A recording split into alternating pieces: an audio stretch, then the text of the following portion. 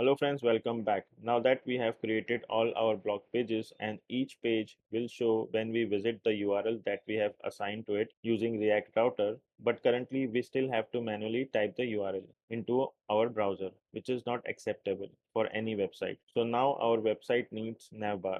For that we need to create a new component. So let's go to Visual Studio Code and inside src folder, I'll create a new folder and name it as components, and inside this components folder I'll create a new file and name it as navbar.js, and here I'll do RAFCE and press tab. So now instead of this div I will take nav. Okay, let's remove this navbar text.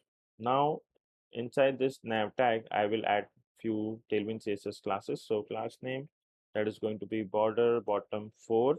Then I need the color for the border, so border green, that is going to be 700. Then we need text to be in the center, so text center. Then we need the position to be fixed and top will be 0. Then bg green, that is going to be 600. Then font should be bold, width should be full, and text size should be LG, and text color should be white.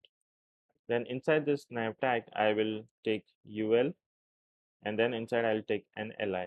So inside the li I will add some tailwind css classes. So again, inline block.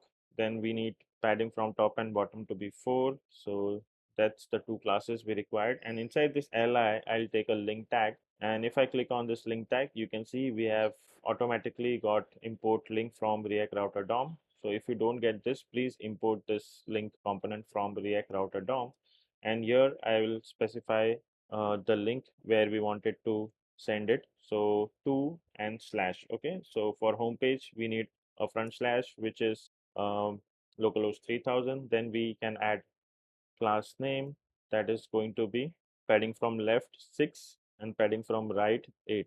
Let's close this link tag, and here I'll do home. Now let's copy the li and I'll paste twice. Okay, and here I need about, then I need articles, but here I need to set the path slash about, and here article slash list. Okay, sorry, hyphen list. Let's save this. Now we need to import this navbar component inside app.js. So let's go to app.js, and here after, before the div I'll do nav bar. Okay, and if I click on this you can see we automatically got this navbar to be imported. Okay, so if this doesn't work, then you can just manually type import navbar from component navbar. Okay, and here I will add a comment, these are all components.